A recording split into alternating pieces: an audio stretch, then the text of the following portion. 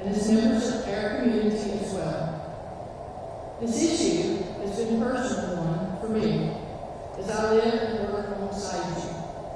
We've heard your concerns, taken them seriously, and acted immediately to address them when these cases were first brought to our attention earlier last year by reporting them to the Virginia Cancer Registry. We know this investigation has raised many concerns among our community. This isn't a simple issue. It is quite complicated. And we felt it was best to have an open dialogue session to give all of us a better opportunity to understand the complexities involved with this type of investigation. It is of utmost importance to provide all of you with clear, transparent information about the investigation to show our support as we review this report together. There are several goals for tonight. First of all, we will hear an overview of how cancer cluster investigation is done. Next, we will get an overview of the report results.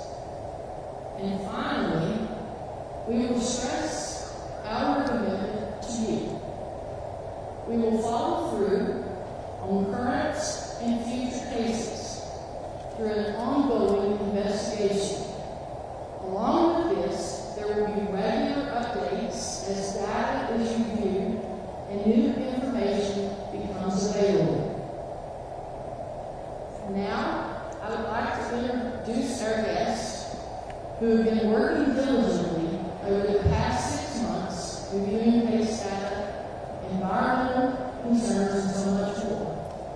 But before I do that and introduce them, I want to thank Josh Wilson, our Scott County Administrator, and the Scott County Board of Supervisors for their support throughout this ongoing investigation.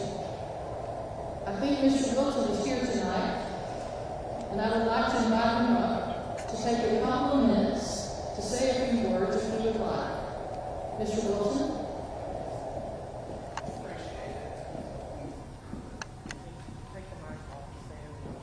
Take it off the stand. Here we go.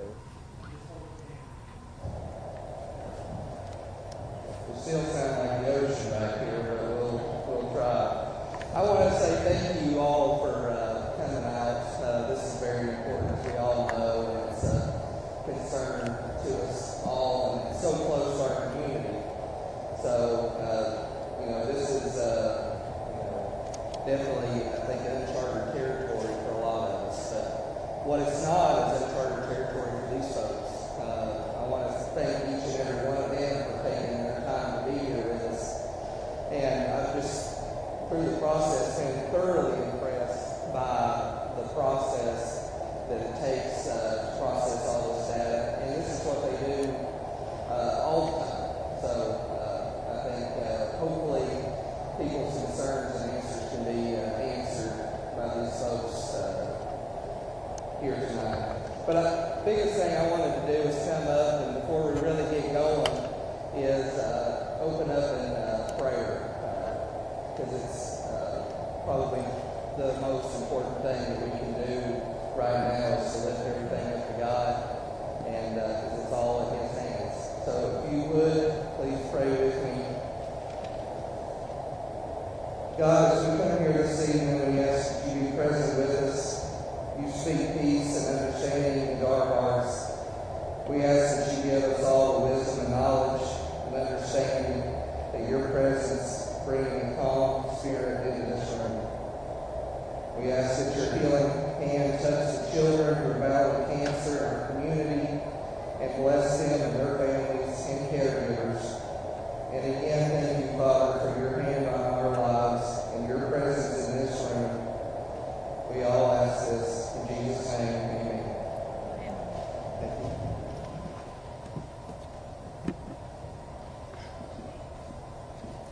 Thank you. We appreciate that very much. Looks like they're giving me another fight. And hello. Much better. Is that better? All right. I'm trying to stay real still. That's very hard for me. I tend to walk, but I'll try to stay very still. Thank you, Mr. Wilson. We appreciate you and the board of supervisors and the support that you have given us. Now, let me introduce our guests.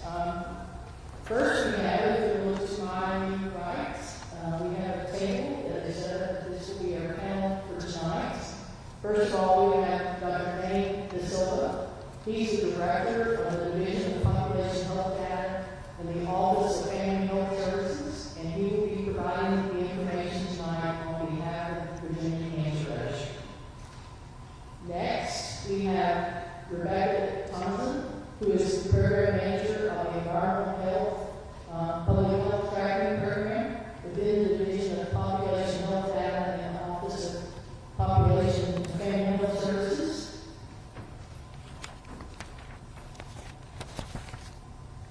Next, we have Lance Gregory, making sure we're there that we set up on the right. Lance Gregory, who joins us on behalf of the Division of On-Site Water and Wastewater Services.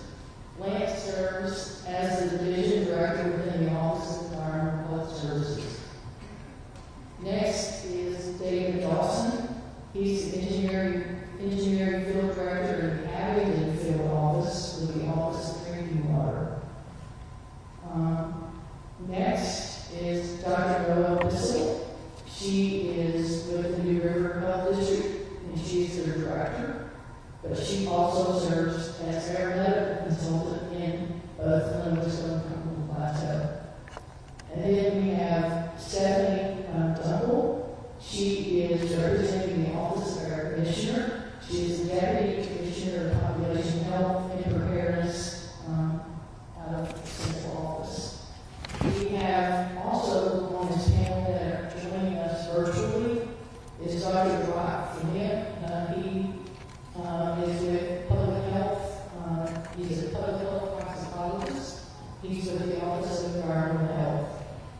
We also have Dr. Amy Hayes, Health Assessor, Office of Environmental Health. We also have Cassandra Gabbard, who's a health educator with the Office of Environmental Health, and Jeffrey Hurst, who is Regional Director with the Department of Health and Environmental Health. Also, if you look around the room, there are several of us who are wearing red sweatshirts, and that is my team. That is the local, our local health department team. That is my team. That I smile when I say that because I'm very proud of them, very thankful for them, and they're an amazing team. This is part of them, and I'm very thankful for them. Also, we have several guests with us that are sitting on the bleachers, and I don't make them all stand, but they have to join us. We have our regional PIO in Scarborough. We have Dr. Megan Henley and a member from her team that she's the director from Outriders. We have Matt Edinson, who is also with us from Environmental Health, and I'm missing another team. I also see Mr. Tommy, who is slowly County Maintenance Director. And so I appreciate all of them being with us today. We also have questions to present that they need to address as well. So thank you for being here.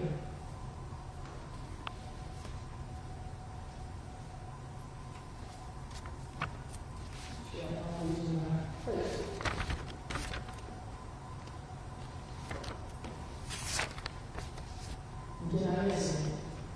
Behind me, I do want to share, I have Paige Woodline, who is a regional epidemiologist, and she will be monitoring the chat later to get questions virtually, and of course my team is sitting behind me as well. With this introduction, I think I have, you'll be hearing from several of them later, and at this point, I will just turn it over to Dr. De Silva to do the presentation on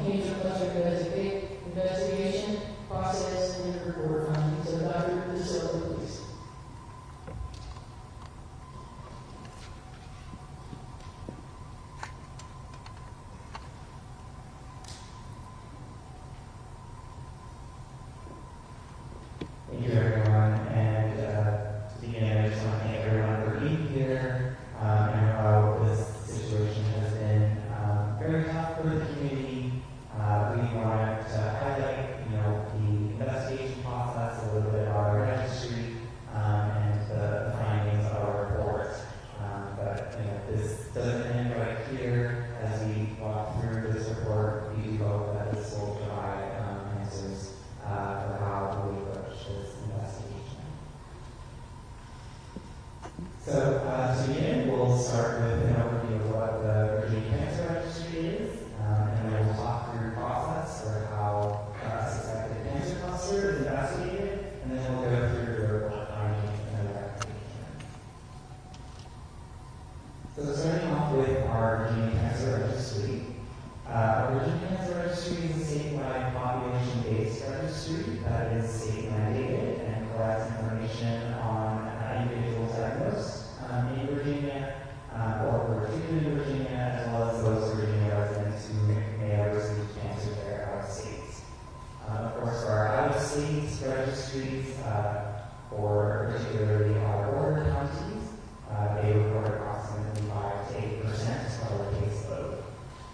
And the registry is a partner in statewide activities to help inform cancer prevention, early detection, and successful treatment and care. So why do cancer registry data matter? It helps us to monitor cancer trends. It helps us to identify disparities or differences between populations, whether that's race or age or sex. It helps us to investigate potential cancer clusters. Cancer data also helps to prioritize interventions that may be needed. It will also help to evaluate the effectiveness of those interventions for cancer. Cancer data can also be used to help determine whether certain therapies need to be expanded so that the right people access it. And then cancer data also helps to inform healthcare policy, which is also important. But ultimately, we do acknowledge and want to emphasize that our cancer data is important because it does carry the legacy of cancer survivors.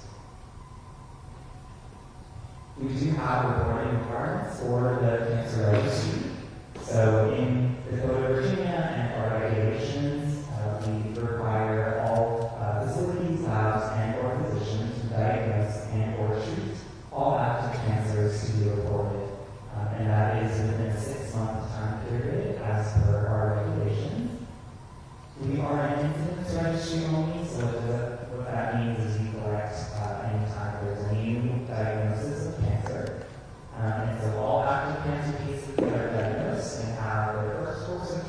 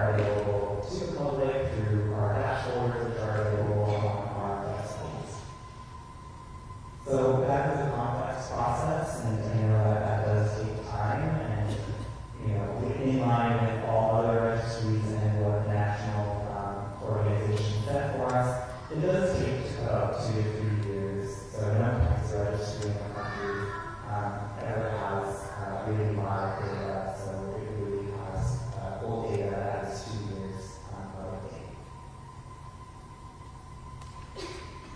So a little bit about how we investigate cancer clusters. We do use the cancer cluster investigation guidelines that were released by the CDC, and those were last updated in 2022 after the passage of Charter's Law, which updated how unusual patterns of cancer and environmental concerns are reviewed. And that law was a federal law that was passed that had to do also with a pediatric case. And so the CDC came together to update those guidelines to ensure that we are using the most robust and appropriate science. So to define what a cancer cluster is, CDC defines this as a greater than expected number of the same or etiologically related, which means similarly related by cause, that occurs within a group of people in a geographic area over a defined period of time. They also included what's called an unusual pattern of cancer, which follows a similar definition here, but it does not have to be within a geographic area. There are 5 main criteria that the CDC guidelines outline for to meet a cancer cluster. So as mentioned as part of that definition, it does have to have a greater than expected number. So does the number of observed cases, is that greater than what we would typically expect in a similar setting? Our cases are the same or etiologically related, so are they in the same family? Do they have known or suggested exposure that could link multiple cancers together? Are they within a group of people, so defining a population here that could be defined by demographic factors like race, age, or sex? And then finally, or in a geographic area where they may be based on a zip code, it could be a county, or some other boundary here that defines the area of investigation. And then finally, over a period of time. So the time frame used to establish that beginning and end date of the analysis will affect both how we calculate the observed cases and the expected incidence or rate of cancer in that population.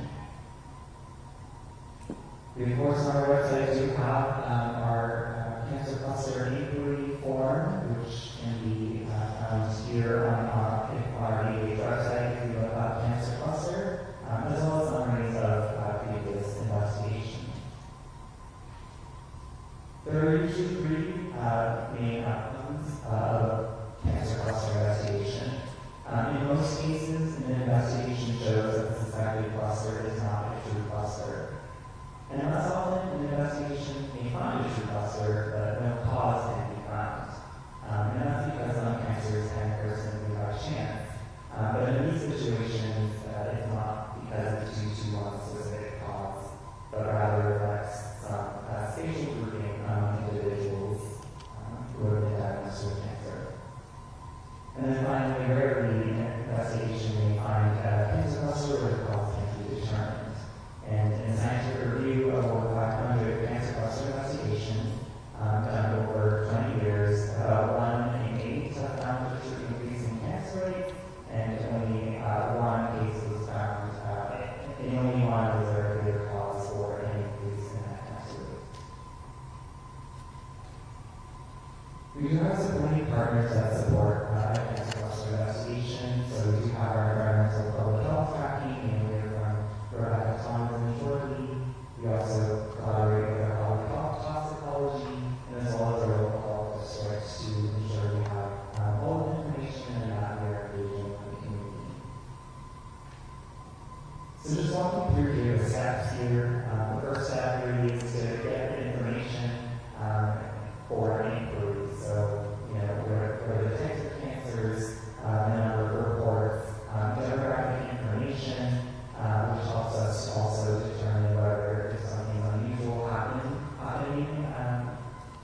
with respect to those demographic characteristics, and the geographic area of concern, the time period, and any environmental episode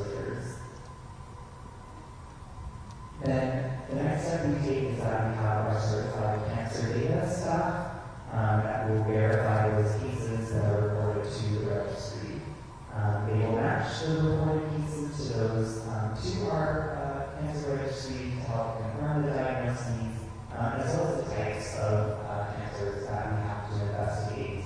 And that's important because sometimes cancer is spread to other areas, but we need to look at that original site.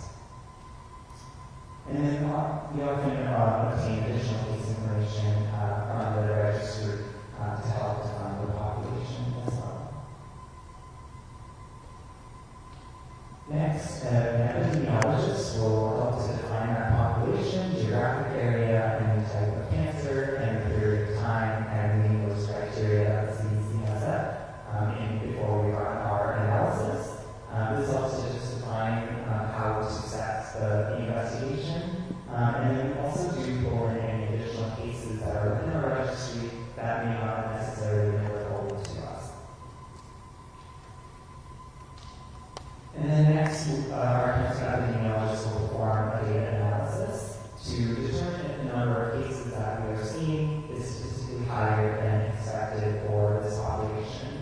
And the observed number of cases are typically compared with what you would expect for that geographic area, and would include comparing to the locality and or Virginia.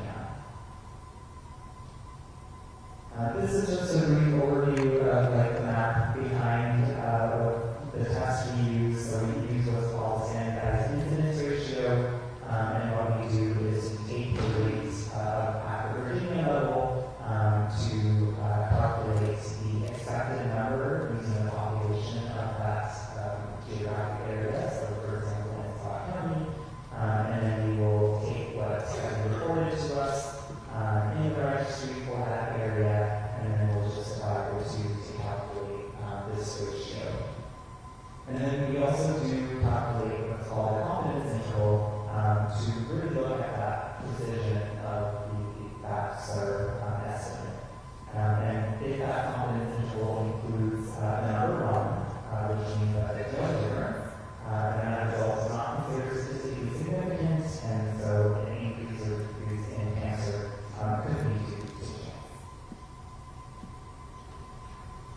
Step 5, so if that data analysis suggests a significant increase, a more in-depth investigation would be completed, which would include environmental risk factor assessment or an epidemiological study like a case control. And we would also seek federal assistance from the CDC and or the Agency for Toxic Substances and Disease Registry. When we respond to environmental concerns, CDC guidelines do also include decision-making criteria.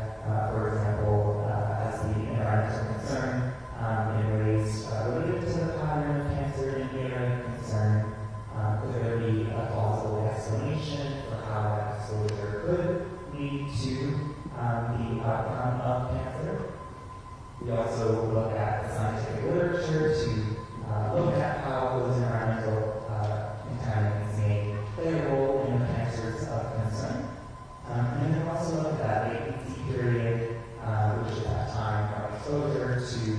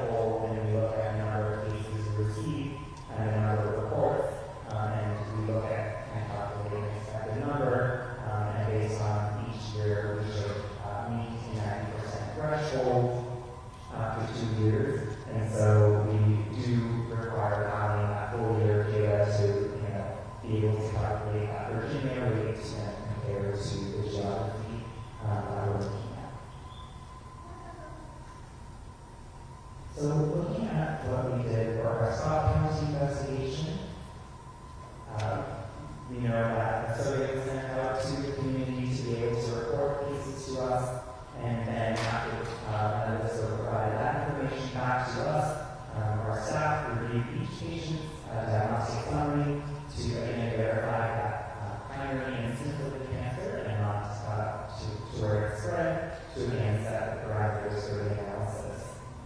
And then even though we had a survey out, we did also pull in additional cases that were in the registry that may not have been in that survey.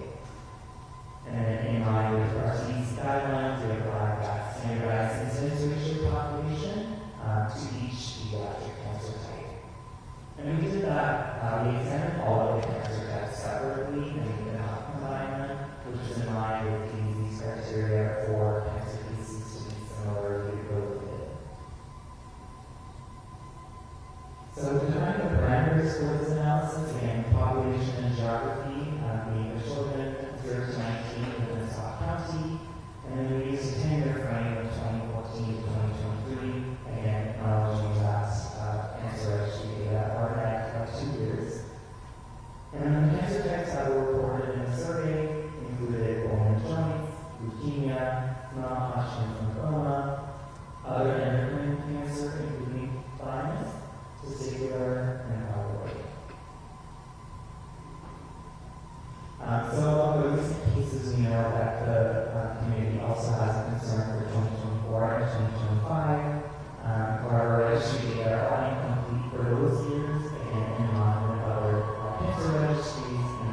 And as that previous visual that I mentioned before is because of the time that reporters report those cases to us, so up to the 6 months, verifying the cases, diagnoses, cleaning, the quality control, ensuring the right records, and then exchanging as well with other state registries. However, our registry does remain committed to addressing the 2024 and 2025 cases, and those data do reach 90% completeness overall in Virginia, which is expected to be for 2024 early this spring, and then 2025 next spring. So just kind of walk through some of the survey findings that were reported to us. We had 12 cases that were reported through 2025, and we did have a cutoff for this analysis when the survey ended at the end of July, so it wasn't even after the full year of 2025. So this is what the survey captured to date, and of course within Scott County. So we did observe 5 cases that we matched against the registry and fell into the time frame. We did observe 3 cases that were diagnosed in 2024 and matched with the registry, but were not included due to incomplete full year data at the Virginia level.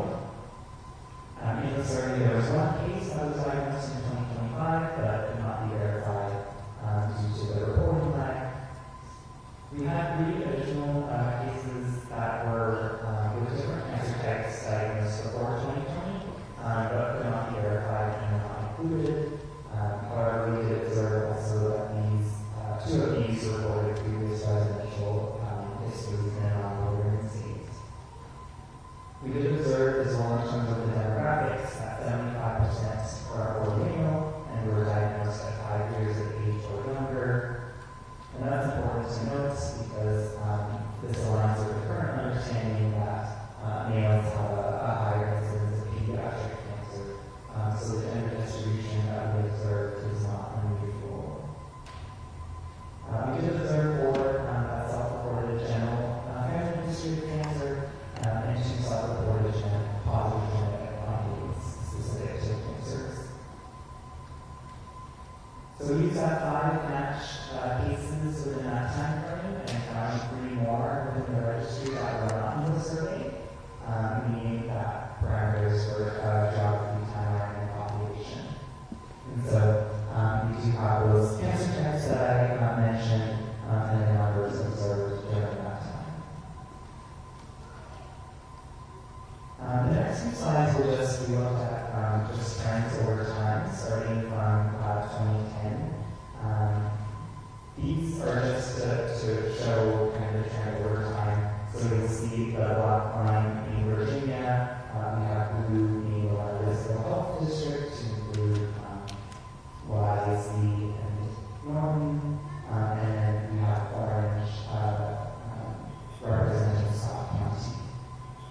aggregating years for 5 years, and we do that to analyze trends and changes over time. That helps us have a clearer picture of health outcomes and can account for off years, like 2020 when the COVID-19 pandemic occurred. Now, it's important to note, I know some of the lines you see are quite high, but a lot of these case counts are low, as we saw in the previous slide. So, when you calculate a rate that is based on a very small number, it does fluctuate. The fluctuation is quite pronounced, especially when you're thinking about a smaller geographic area and as a population that you're looking at smaller and smaller. And also, the rates that we look over time, these 5-year rates, you can have that same cancer appear across multiple years here. So, for example, if an individual was diagnosed in 2015, you would see them in this period of 2011 to 2015, you would see them in 2012 to 2016, 2013 to 2017, and so on, because the 2015 year falls within that 5-year period. So, showing through the trends over time here, we do see, and we see Virginia, being a little more stable because of the larger population in Virginia here. So these are bones and joints and testicular, and then we do have like thyroid fluctuation again. But again, when these are based on small counts, it's important that we don't jump to any conclusions when interpreting some of these lines as well. And then we have other endocrine, including finance. We have leukemia as well, and then lymphoma. So looking at our calculation that we did, so if we look at the second last column here, which is that third test, we calculated that observed divided by the expected, and the expected number right now is rounded up, so you can, because of the small numbers, and so you can see in that confidence interval within the parentheses, they are very wide, and CDC guidelines actually don't recommend using the SERD when you have such small numbers, but to enhance that and really ensure that we're using the correct test, we also use another statistical test that is really good at detecting differences of small numbers. And what it reveals is a probability value or p-value, and we use a standard statistical cutoff of 0.05. So all of these p-values are above that cutoff, which suggests for 2014 to 2023, Scott County cancer, pediatric cancer did not differ significantly from those observed statewide. And I will turn it over to my colleague Rebecca to talk through the environmental risk factor assessment. As you know, that there were some concerns raised by the community based on.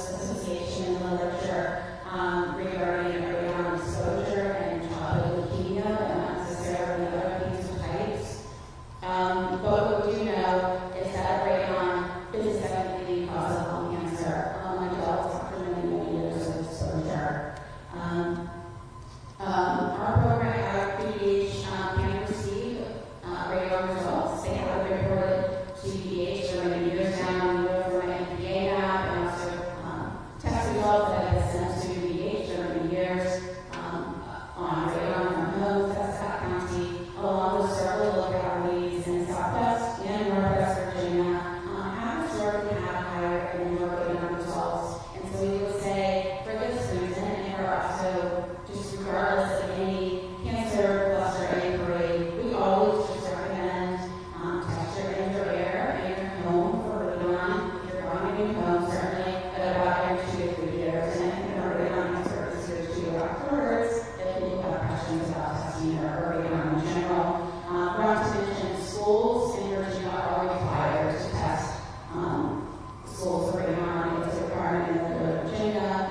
School results are not reviewed in depth by us, and the reason that we do not review school results is because the majority of the cases we review were diagnosed at age 5 or younger, so school-related hypothesis just didn't seem to make sense at this time to explore further, but certainly that would change in the future.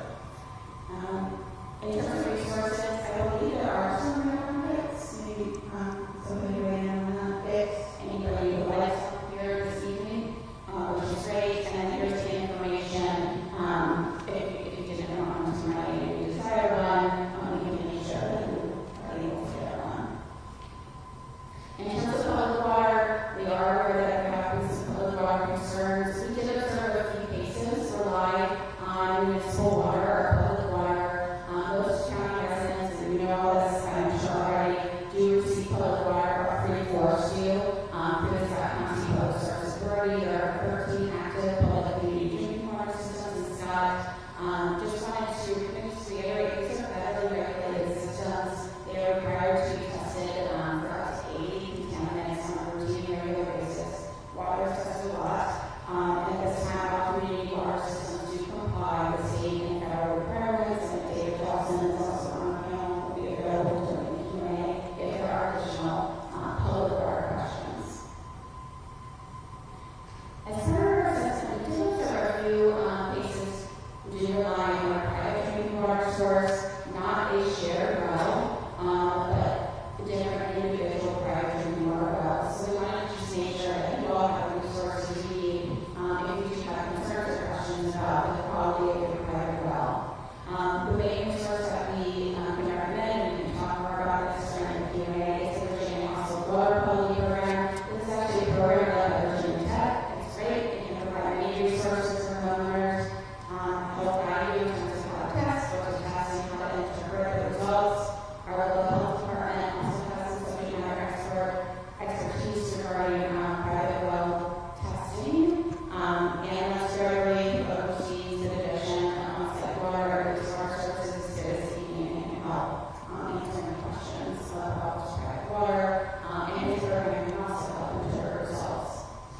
And we would just say we always encourage any private well owners to test the word drinking water. If on a well, and this recommendation for remediation hasn't changed in light of this recommendation, in light of this cancer cluster concern.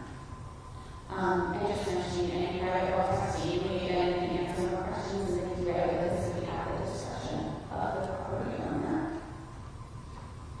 And then finally, wanted to go to the industrial site. So we were made aware of just I would say more general concerns about industrial sites in the area.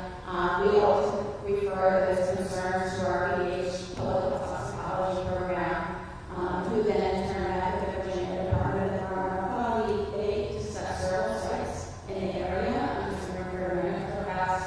Some of the sites that were discussed include Turner Production, Joy Global, Sunbright Equipment Online, Virginia Hybrid Energy Center, and USD League. No environmental concerns related to these facilities were noted on the DEQ. We did, as I mentioned before, we asked the cases. We also looked to see if there was any pattern that was suggestive of any relation to industrial sites or activity. We did not see that. This is the initial map of the cases that we had. So at this point, we do not recommend further environmental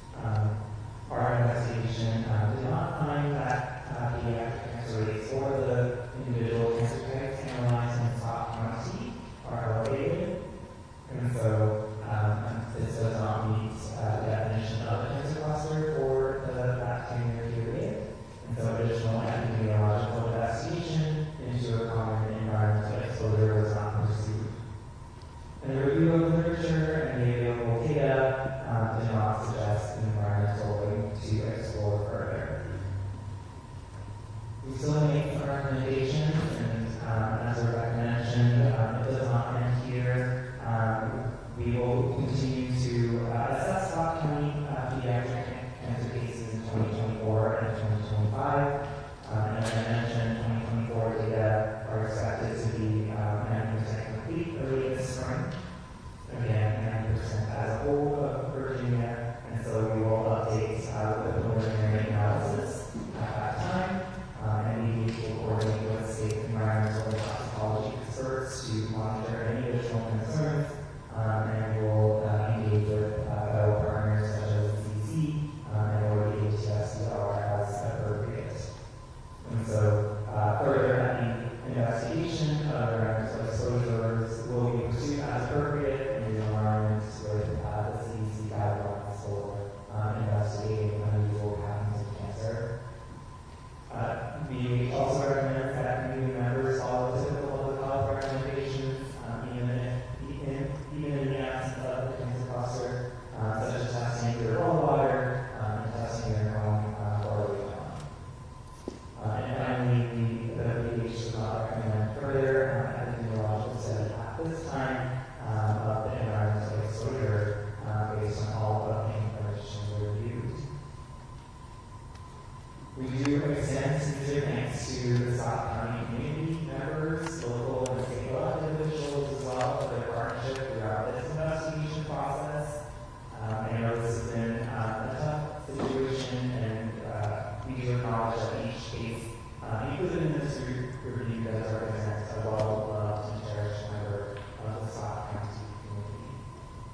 And we do encourage the community to reach out to the Scott Cancer Info at ph.virginia.gov for any other questions, or if you would like to continue to submit information to the survey.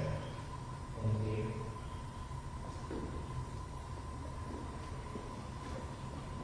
Thank you, Dr. Silva. We're going to entertain questions at this point, and so there's two approaches to that. I know we have several people online that we that will address their questions in just a bit. Page 49 is monitoring that. We'll take those at the end. But what we're going to do, if you picked up an index card and you wrote the question down because you don't want to read it out, and you're not comfortable coming up to the microphone to ask us a question, if you'll raise your hand, one of my team members will collect that card from you and bring that question up to us, and we'll take that question at this point. If you would like to ask us a question and you're comfortable, we have microphones on each side of the room. And, I have this, I'm sorry, I told this microphone. So the microphone is on this side of the room. If you will line up, you can come to that microphone and you're welcome to ask us a question, and we'll do our best to answer that question if we can. So we'll entertain that at this point. So anyone that would like to ask a question, you're welcome to come to the microphone.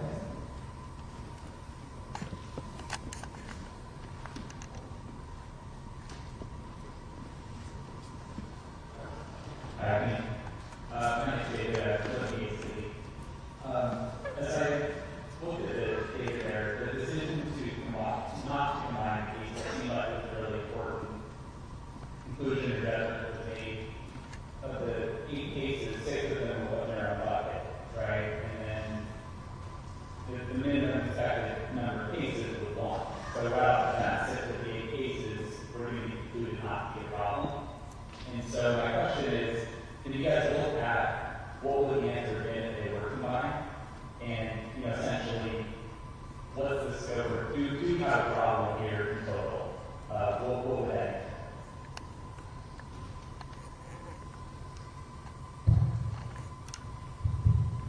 Thank you for your question. So in line with our CDC guidelines, we do have to investigate each cancer individually because each of the cancers do have different exposure types and different risk factors. And we did try to look at our literature to also see whether or not we can combine those. And based on the cancer types here, we did not combine them, so we did not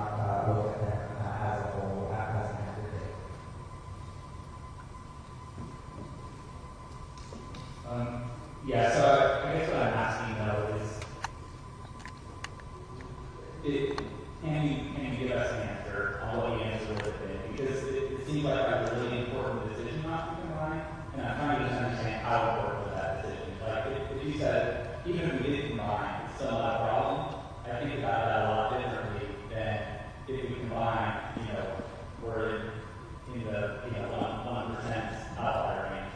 So I'm just trying to understand, how critical was that? Yeah, so again, this is part of the CDC investigation, and the CDC guidelines recommend just looking at them individually unless there are exposures that can combine them, and in that case, we would combine them. So in this case, because we did not observe anything, we did not do that calculation as together.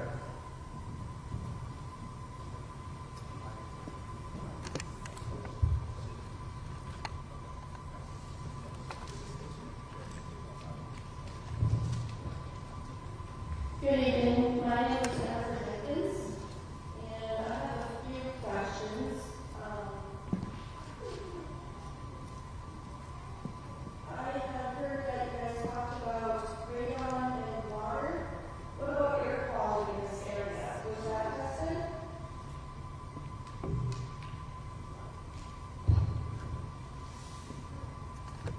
We did not explore any air quality results as part of this investigation.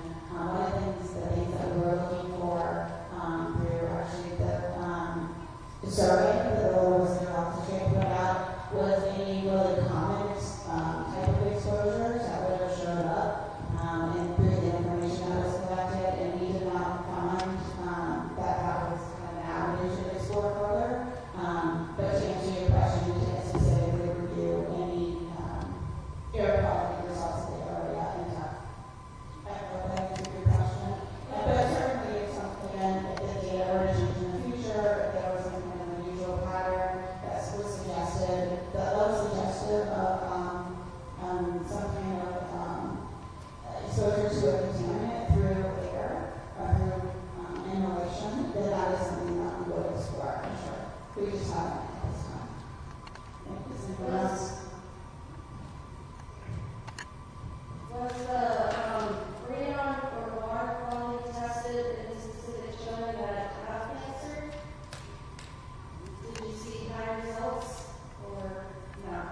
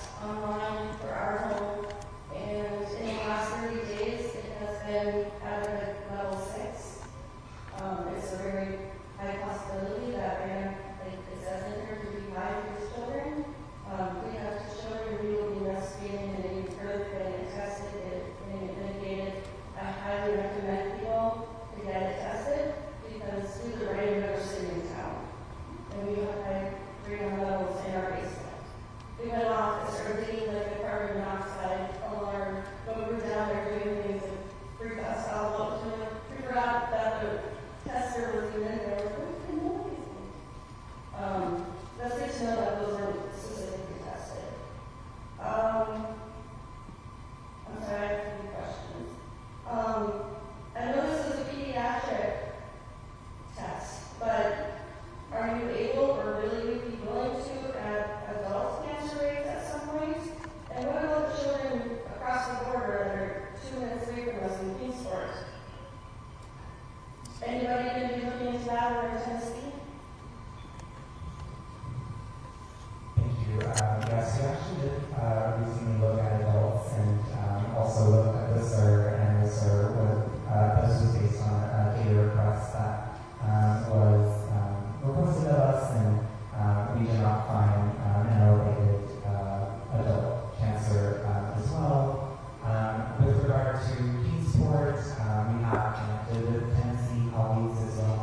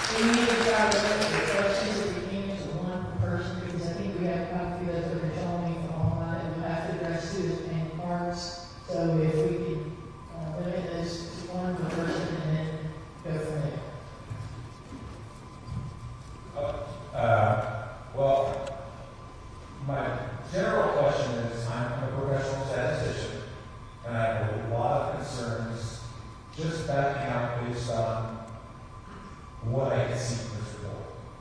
And you can't do much with scalability, etc. But it's just the SIR you can back out. Which the answer to this gentleman's question. And the answer is yes. If you combine them, there is statistical significance at alpha 0.05. So if you combine the buckets, there would definitely be significance, which would explain why I'm not getting that answer. I could literally questions, but my simple question is, would you be willing to share your cell counts? Observed, yes. Observed, no. Expected, yes. Expected, no. And I can conduct a very quick Fisher's exact test based on that. The SIR is low power, doesn't really help us, but the Fisher's exact, it would be pretty easy to do with just an Excel sheet, for instance. Would you be willing to share that? The rest of that on your website, but I would like the actual data that you bring to the programs. I don't want anything specific, just anonymized cell counts. So typically we would not release counts less than 16, which is part of actually CDC suppression rules. We What did about the do- state? Sorry. What about the expect? That's the entire state of Virginia. It's more than 16. That request could be made to the epidemiology team for the accepted case in Virginia. Okay, so they give you Virginia, and whoever has the local stuff we want to give you that, I can put two apps together and do that. It's very easy. I want to ask you one more question. Do we use age adjusted for the expected? Yes, we did do agency. And did we do incidence rates or a raw count for expected officials? That makes a difference in p-value. If you do by per 100,000 versus per 2 million, which is what the 0 to 19 population is in Virginia, it doesn't make a difference. We did use incidence rates Which would make the p count higher, correct? we'll have to go back to It would. P count higher if you use incidence rates, it's less precise. It's considered a smaller sample size. If you do 400,000 versus per 2 million.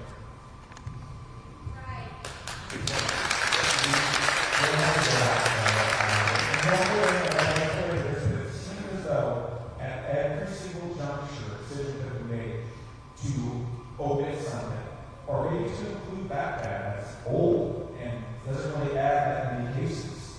For instance, the most recent study they did was only 5 years. It was elevating how they used a 5-year sample period, not a 10 years. The one before that, they used 10. So they're not always consistent with the periods they use. But the point is, every single juncture, we made this fiscal decision to bias it in favor of not finding something. And I know this for a fact. I was astounded when I read the report yesterday. It is amazing. So I would like your part, the amount of my cell counts at the least, and I can do our part with Scott County Center, who are comfortable with that. And I guarantee you the results will be quite good. I don't guarantee, but I can say it was statistical significance. It will be quite good. So, anyway, that's it.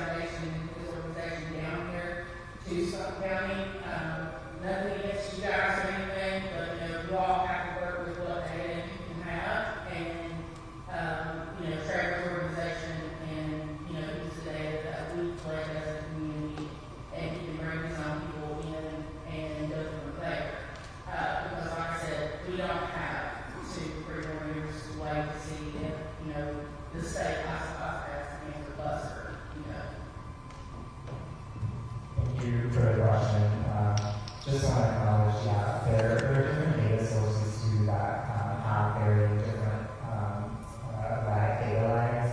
Unfortunately, cancer registry data is one of the ones with the longer ones compared with other like hospitalizations or even our vital records data.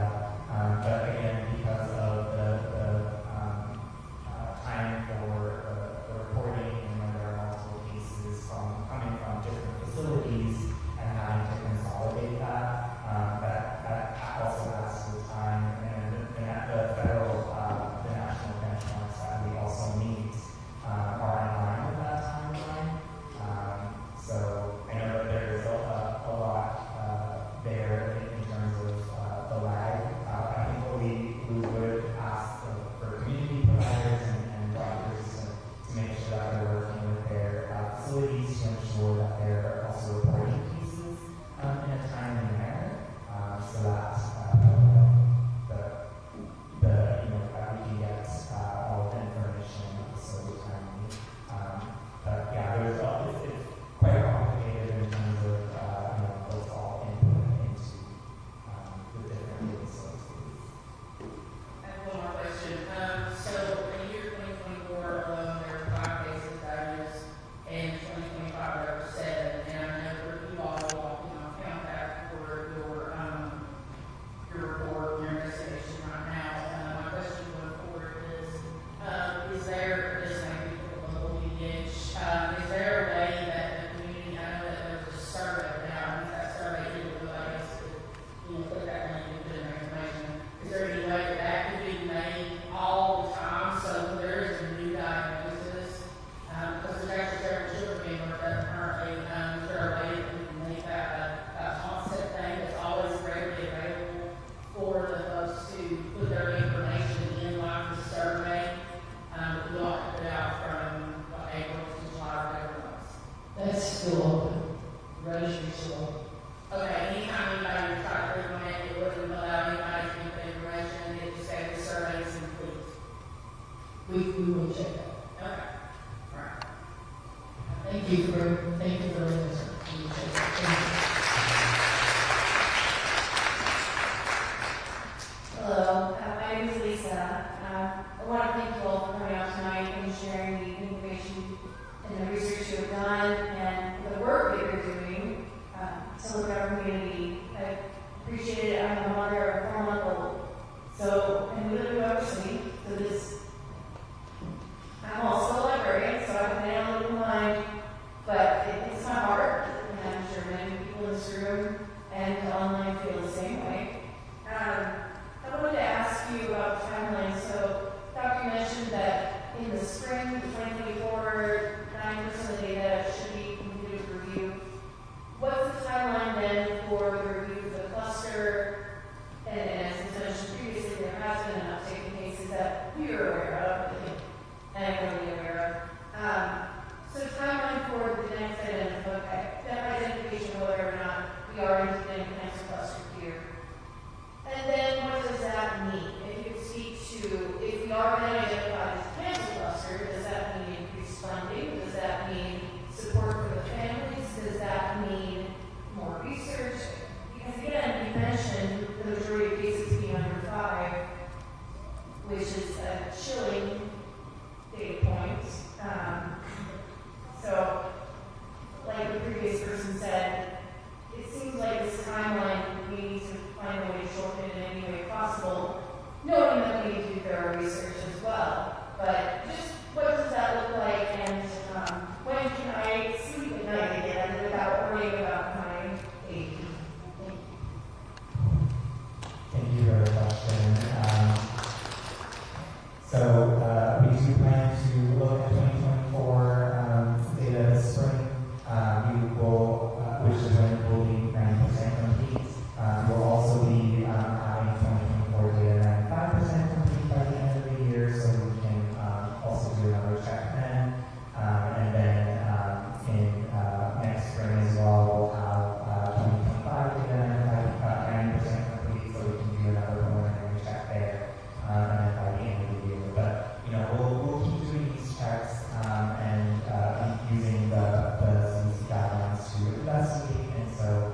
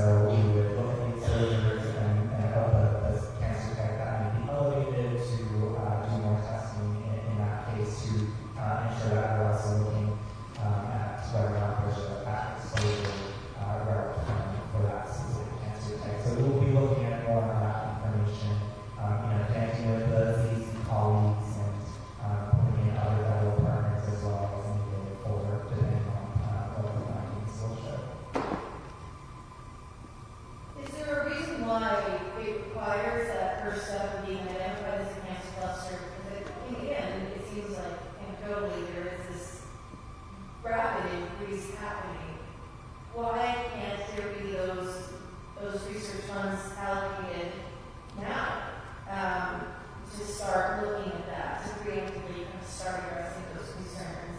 And I understand we're a big state, but I think I'm from here, so I'm aware of here. You will have a bigger picture of the state as a whole, but it seems like we are spiking here in Southwest Virginia. I'm not sure there are other areas of states hearing the same level of increase. And so if we are seeing this per capita increase that is, roughly running,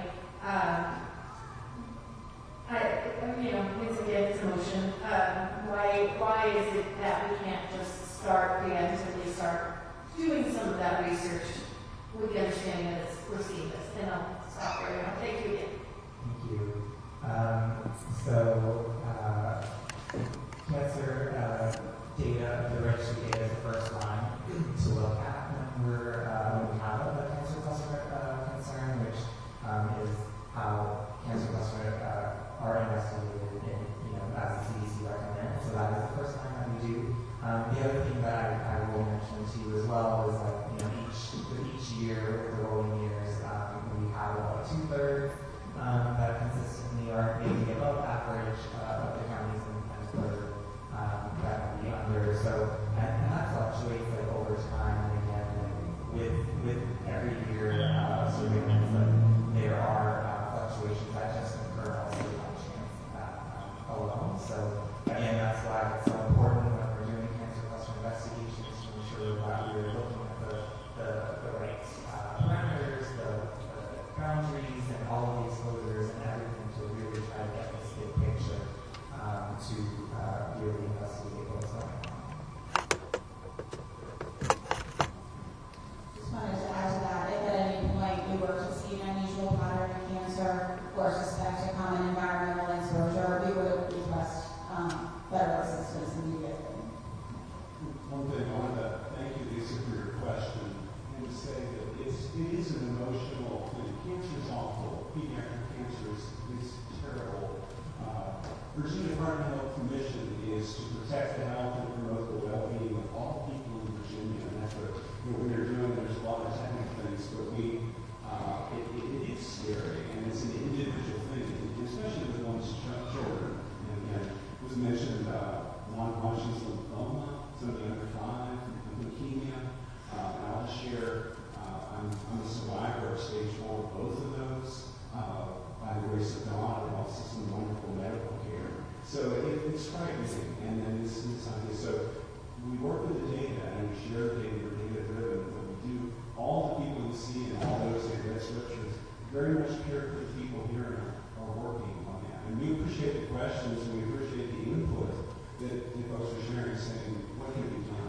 But I just want to know that we do appreciate what you shared, and also it's scary. And as a parent.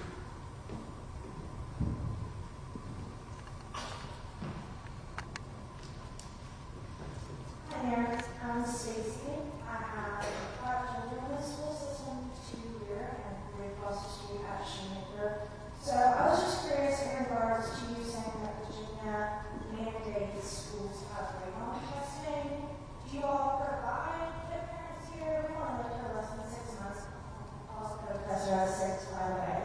Had to get that addressed. We're probably looking at checking that. I do think it's kind of stuff that just comes, or this community comes up across the board as radon testing, that people who lived here for years are not even aware of this issue. So I would maybe suggest making that public. That's pretty scary. So my question is, since you do testing in the schools, are our schools in this community testing for radon? And if they are you addressing it with mitigation or?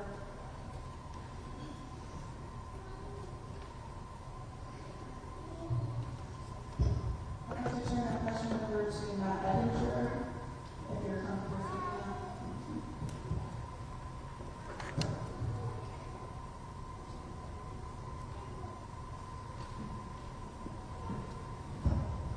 Sorry. My name is Matt Edinger. I'm Director of the Office of Radiological Health for the Department of Health. So the answer is we do not test for radon, the Department of Health doesn't, but we require in the code of Virginia that all schools do test for radon. The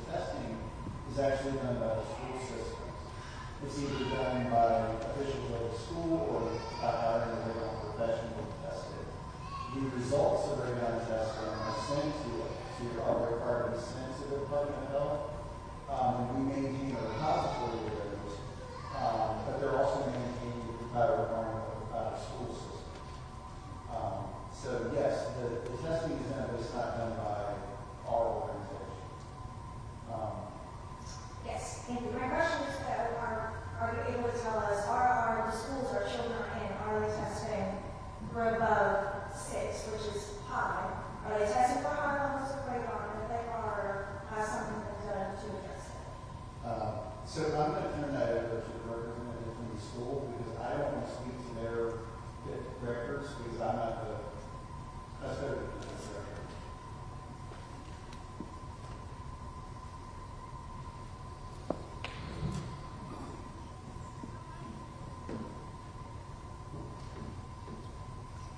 Yes, I'm Esther, representing with the Stockton schools as a medical supervisor, and testing in all schools has been completed just as it is part of the code.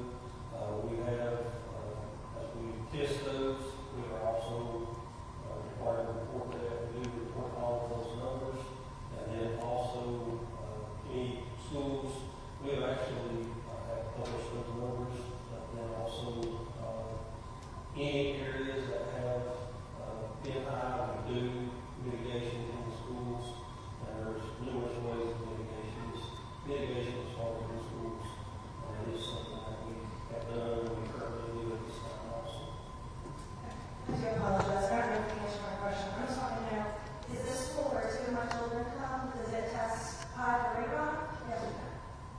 And if so, is there a mitigation system in the school? That's all I know. No, it's not a KC school. Did it test high? Excuse me? The levels of radon test high here for Dixie Middle School. No, not KC school.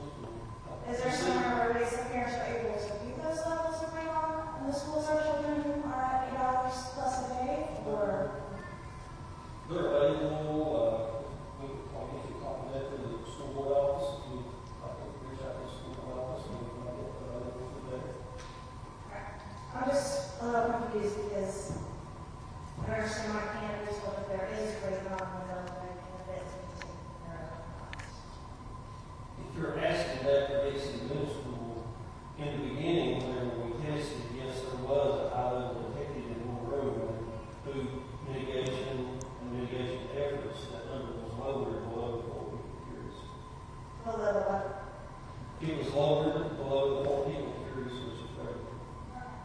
So if we wish to do that, we can get that from the Virginia Department of the School System to review those levels ourselves. We have, did you ask, I'm sorry. Are we, that's okay. I'm just saying, is there a way again that where you said we can go to the Virginia school system and request for those levels ourselves, or? I just think if the schools or children are testing for radon, I think the parents should be aware of that, is all I'm saying. Yes, those numbers are available to the public, so if you would like to get a copy of those, the best place for anyone to get a copy of those would be at the Scott County School Board office, which is at 31 East Jackson Street.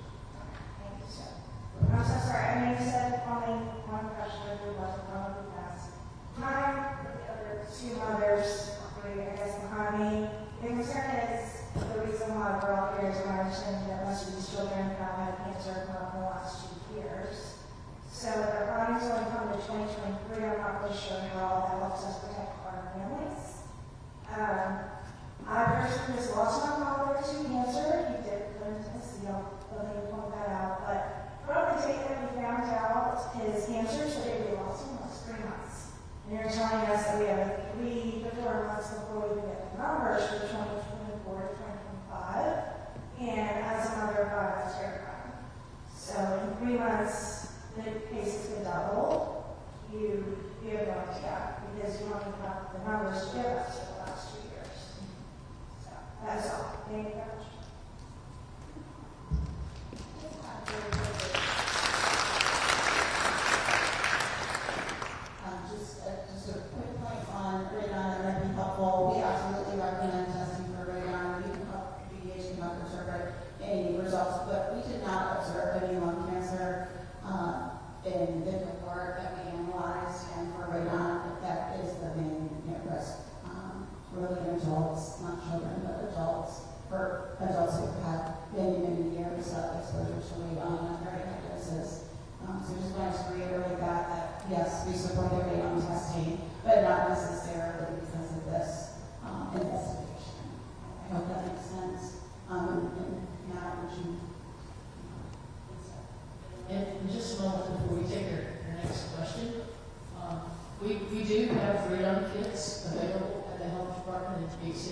Scott County Health Department.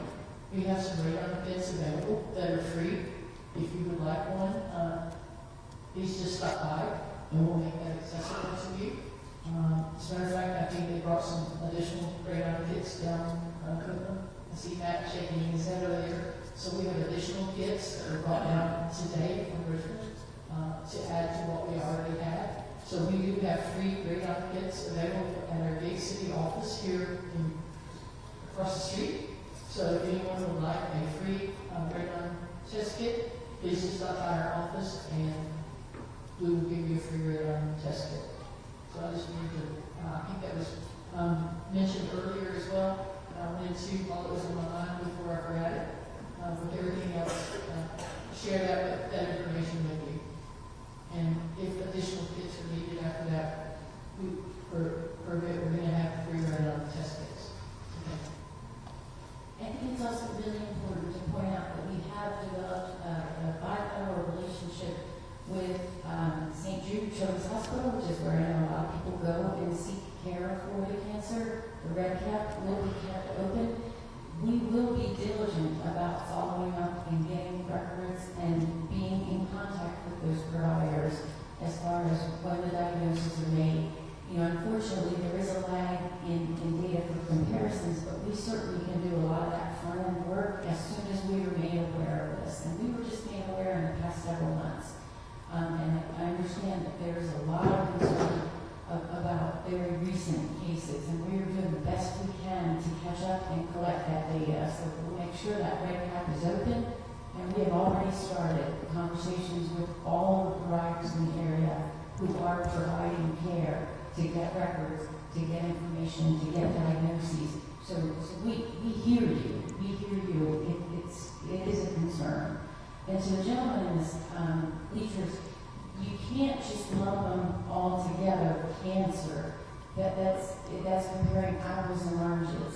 And we really cannot do that because that's not how, when you calculate expected cancer cases, and unfortunately cancer happens in every age group, unfortunately.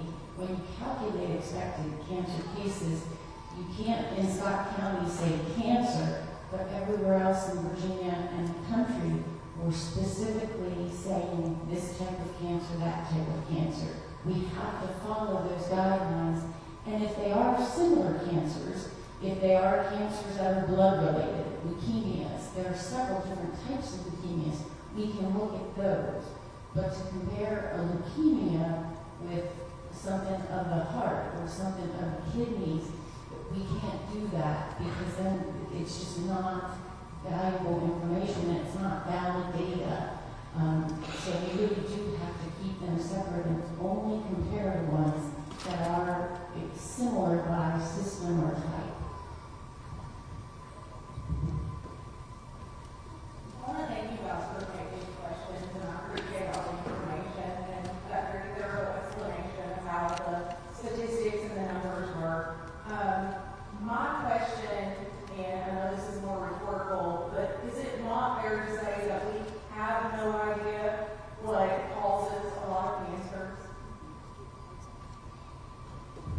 That's absolutely true, and I think anybody you talk to is going to say that most cancers are multifactorial, meaning that there's probably a component of genetics, there's a component of behavior, and there's a component of environment. So that's why determining a cancer cluster is extremely difficult, because it's really hard to control for all of those variables. So with that in mind, the artificial boundaries that we're creating make that information even more complex and confusing. So I realize that the state of Virginia has to do the state of Virginia, and the state of Tennessee has to do the state of Tennessee, and that a cancer of the endocrine system is going to be different than a cancer of maybe the kidneys. But when we don't know causes, and we create artificial boundaries with that data, it makes things less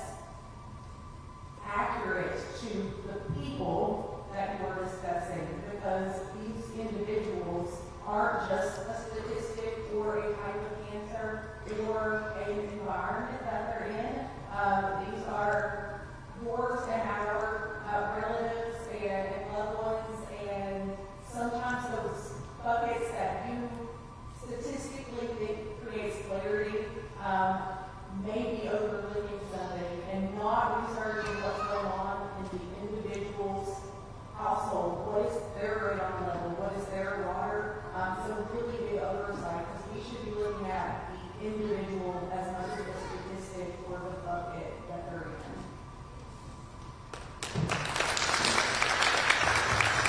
So, I absolutely agree with you. You know, and we've made recommendations about how to look at radon levels, how to test water, how to do all of those things. It's not that they're discarding. In fact, they've been in touch with Tennessee. We recognize that cancer or nothing follows a strict county board or state board. Dr. Silva and his team have been in touch with Tennessee. We're in touch with the providers that see both Virginia and Tennessee residents. We just have to separate the cancers by type. We can't just say cancer. I understand from a statistical standpoint why there are the buckets. I'm just saying, we also know that we don't know what causes the majority of cancers. So if we have everything separated and that's the only avenue that we're looking at, we are going to miss things. So there is benefit to looking at the group.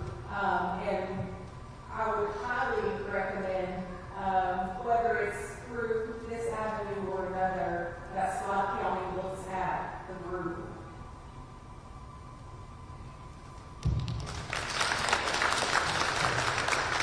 I appreciate that statement. I just also want to reiterate to you that we would not be following CDC guidelines if we were to be combining different types, just because there may be different causes for the development of cancer. But as we start to review, the more recent cases, and we see that there is the potential to combine cancer types based on that etiologically related part of the criteria, and we will absolutely do so for the recent cases. It's just that during the time period we investigated, we were unable to combine them.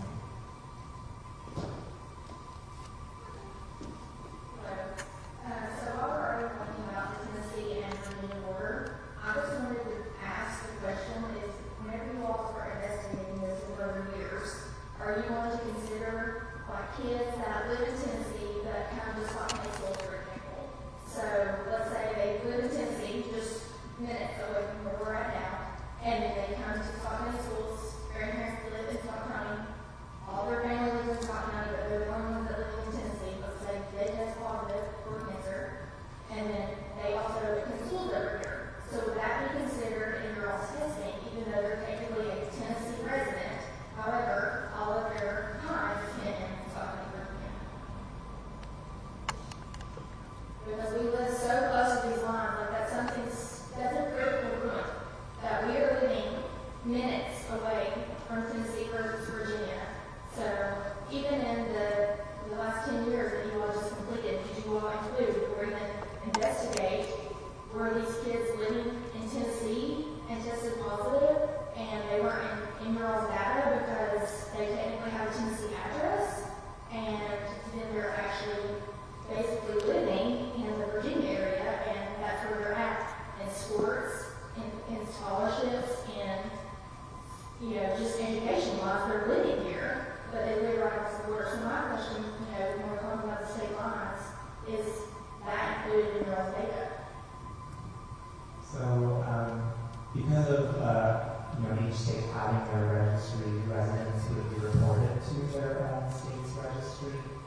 But the concern were brought up by the Tennessee side as well, then there would be a potential to explore across state county lines. But in our connection with our Tennessee registry and also the surrounding area, they have not heard any concerns from the border areas. But to answer your question, if the concern were brought up to the Tennessee, then we would move each other around for the shared border area. Okay, so your answer is yes, that you all would collaborate with each other and you all could combine your data, is that correct? I think I'd go back into to it because I know we have different registries, so we can't really share each state-specific one. There are potential, but we have to go back to ensure that the guidelines that can be feasible. And we can and will, and this is, there's some relationship pieces, right, in states to assure that we're talking the same talk, right? But I would say that with the bi-directional relationship with WebCap, what you explained, the data, there are things that only we know because what we're told or in the system or provider reports like an address. So if the situation you described, I would encourage you to, use the WebCap and explain that a little bit and I'd like to know, we'd like to understand that, right? So we won't know that based on what we have in our data, but if you can share that, if you have kids that are more, maybe not permanently addressed here in Virginia, South County, that would be great to understand, and a little bit of that context. We're limited on that information on our end. So I would encourage you to put that, add that to the red cap and keep in touch with the health department. And I feel like that's what a lot of people in our area, I think a lot of people travel from Tennessee, Virginia, or across our Virginia, Tennessee. So I think that's something critical that you all need to be aware of, because that's a big component in this. And to add to what Stephanie said, and Dr. Bissell, thank you both for reminding us of that. That was one of the reasons why we collaborated with physicians and had a meeting. We got some meetings yesterday that we have collaborated with physicians, and many of those physicians were in Tennessee. I think the bulk of them. Behind me can probably not their heads. I think they were on to seek care, Virginia kids seeking care, we are being sent to the house members, which is in North City, and as if we're the St. Jude Village, our location. St. Jude, Jasper Valley. We had multiple physicians on the call, and we're collaborating with them for that reason. And so we appreciate you bringing that, and so share that data with us as we.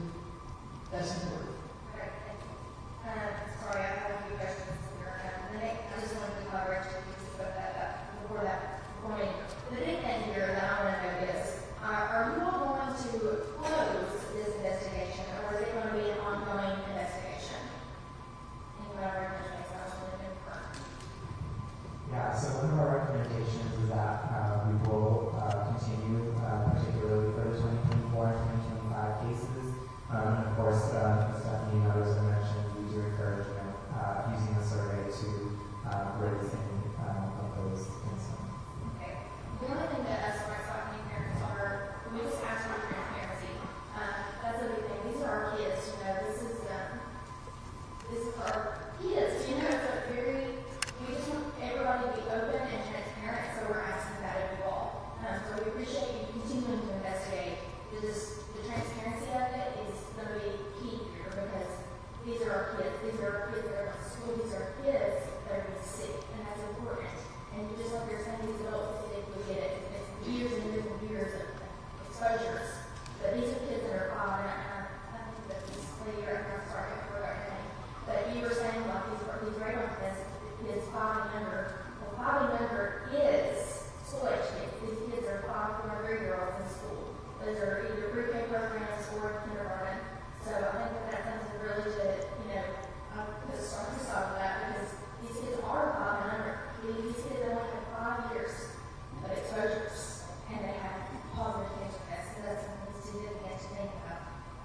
And I'm saying this because I've seen a lot of things on social media being posted and it's saying, oh, thank goodness that there's no cancer cluster posted and it was negative, for example. And I just want parents and families to understand that this was considered a negative cancer cluster for now, and I want that to be very evident here because they were not able to use these horrible 2024 and 2025 results, and I understand that there's some of them are different type of cancers, and I know these will be investigated in this coming springs.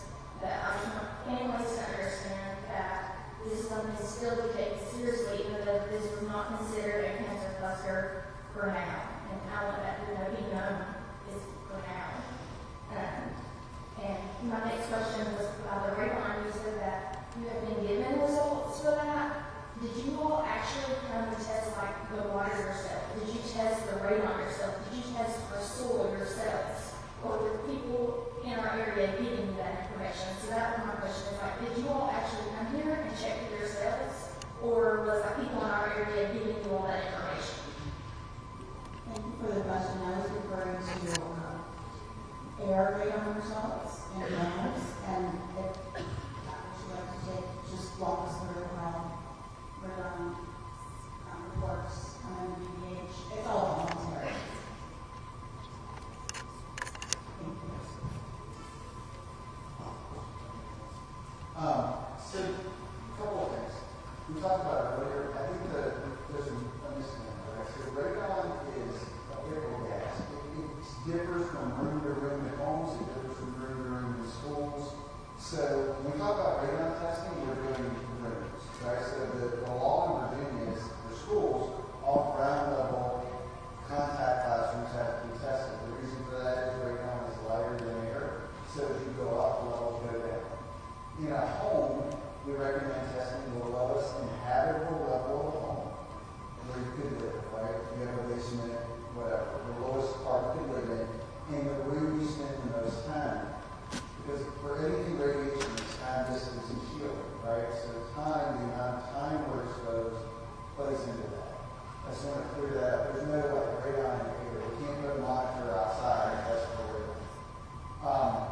As far as how we get results for the counties, it's, as Rebecca said, it's voluntary. So we can get it from professional testers who voluntarily report their data to us.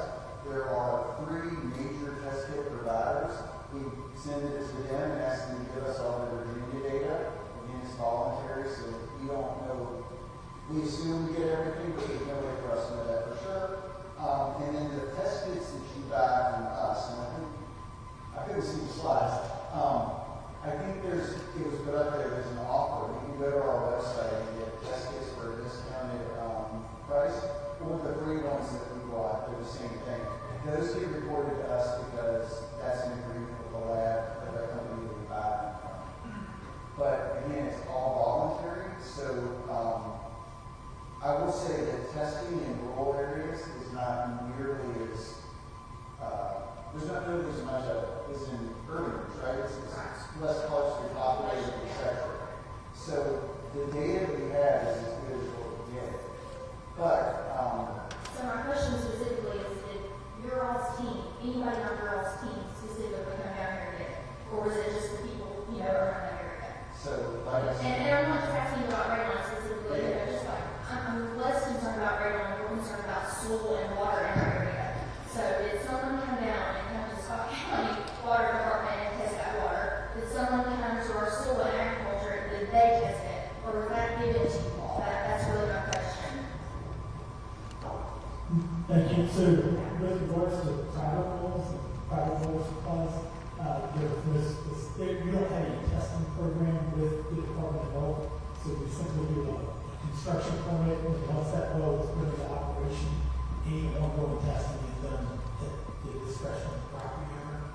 And they can voluntarily submit reports to us anytime, help them assess that. So you're saying if we test our water, we can send it in to you all? I say, like, we're from City, Virginia, or River City, Virginia, and you all can use that data, is that correct? We would be happy to talk with the homeowner and explain those results. And one thing that I wanted to share, so when we talk about testing private wells, so Officer Greenfield talked about earlier, we tested 8 different constituents. So those tests, they do have costs, and it can be substantial. And so one thing that, if you have a concern about your private well, or if you have a spring, I would recommend reaching out to us or the football department to get maybe some guidance, because you don't want to just test for everything now that you can see, because that would be really expensive. And whether it's a spring or a shallow bore well versus a deep drill well, it's going to change what maybe the most concerning constituents you want on the test for part. And that's where Rebecca mentioned earlier, the Virginia Household Water Quality Program is a really great resource because they do a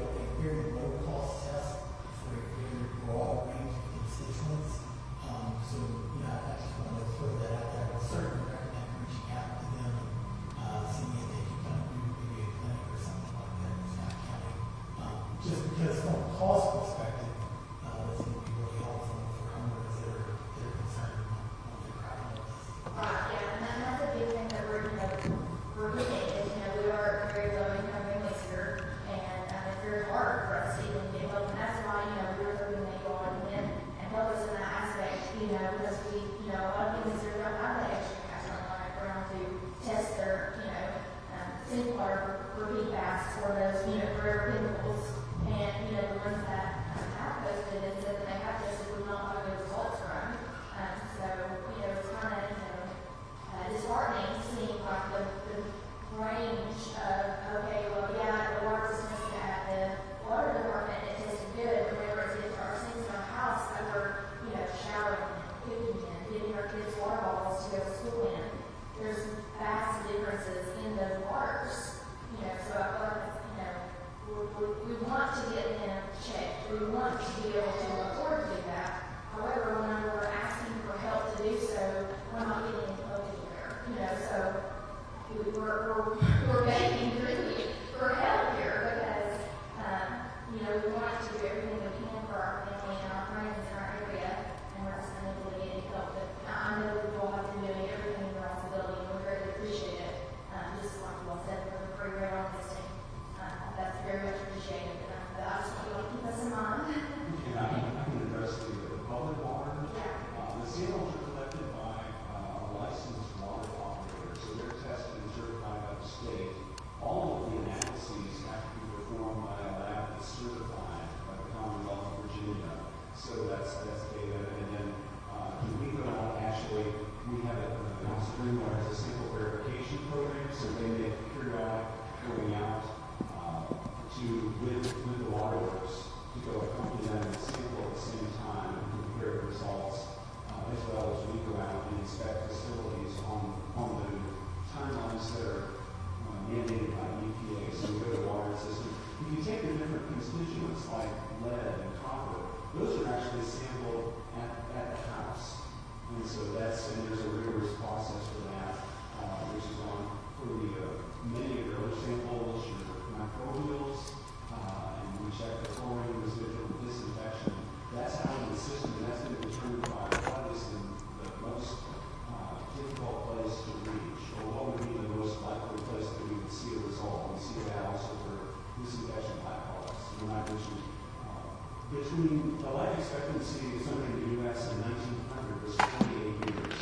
In 2000, it's 76. And so the advances in health, and we like to think of the disinfection of drinking water, are targeting that 60% increase in life expectancy over the 20th century. One aspect is in the 1980s, it's like, if a little more bad stuff, let's put in a lot, and then we realize, well, there may be some byproducts from that, and so that's one of the concerns that we track, and that's what I mentioned before. The 280 test results for the trimethylates and the haloacetic acids, the regulated byproducts from the disinfection product. There was one of the 280 in the last 5 years in Scott County that had exceeded the limits. But so we do go out, we do sample, and everyone that samples that, in addition to collecting the sample, they have to write the time down, what was the temperature, what was the pH, and then a sample custody, because something could sit for a while, and then it could go bad. And so, and then some folks had sent off, and they'd sent results to labs that are not certified, and so is the result, what does it mean? But so, just to assure you that we, in fact, do go out and ensure that the data are accurate, and the data are from the system as well as from the production point, whether it's the town Gate City's water plant or Moss and Gap water plant. And there's actually the folks that get served water, it comes from a number of sources. Duffield, they're getting from the North Fork, the Clinch. Some of the folks some of the subdivisions are getting water from Bloomingdale Utility District and City of Kingsport, and the Cove Creek area. Their water comes from the Middle Fork of the Holston River in Washington County. And I'm trying to think of where the water for Boozy Creek is, but it's the Boozy Creek Waterworks, and I'm told that that's where the moonshiners used to dump. When the federal revenues came, they dumped it into the communities called Boozy Creek, and so we said, well, the water is good in Boozy Creek. Thank you. we have about 10 minutes left, so we're taking more questions from the audience, and then I think we have a couple questions online. Hi, thank you so much for being here, everybody. I have a question. When you say that the rates in Scott County are similar to the rates statewide for Virginia, is that in fact an average of all the rates for the whole state? Or how do we compare to other counties specifically? Like if Scott County's rates are higher and then there's a big swath of Virginia where the rates are lower, that average wouldn't tell us what we need to know.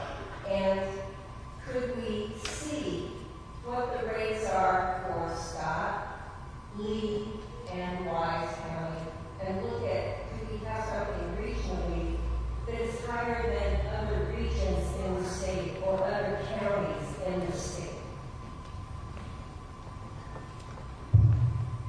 Yeah, so when we looked at the rates, it was at that 10-year period, so we're looking at that 10-year period, and then we are also looking at the 10-year period in Virginia.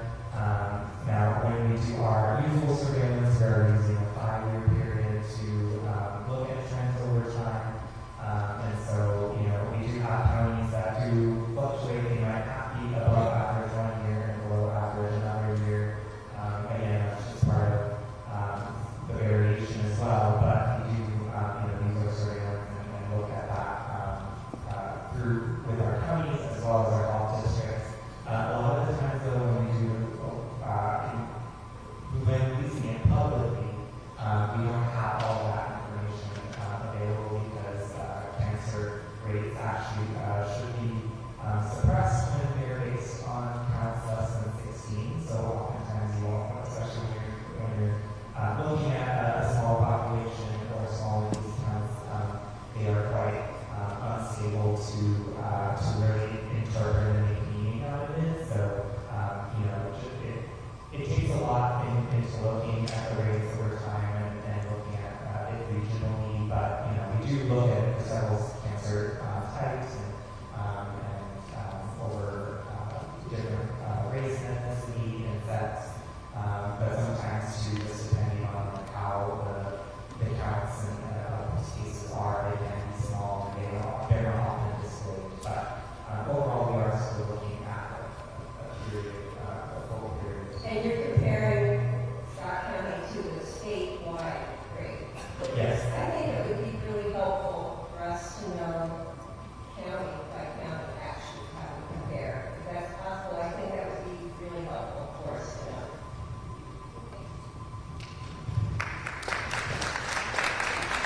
Okay, I think we're going to try to get a couple questions online.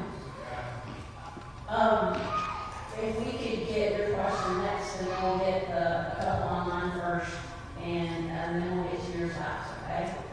Thank you. So we do have a question from the audience about the survey. The survey was not sent in the mail or any other way to social media. How was it shared equitably for those who do not use social media? So when the concern came about, and I'll speak for Sydney, our local company, she worked really hard on this. Not responding to the survey does not mean that the information was not provided to the cancer registry. It was just an easy way to try to have the community connect and complete this information and be able to have the local health district assist with completing the information. The information is reported regardless to the cancer registry, and they will get it. But it was more of a, let's support the community and make it a little easier for them to get this information out. But regardless of the survey and your ability to complete it, that information still gets to the cancer registry. So I have another question, and this would go to Rebecca. What kind of data would suggest that air quality is worth exploring? And there's some concerns noted regarding chemical plants in the general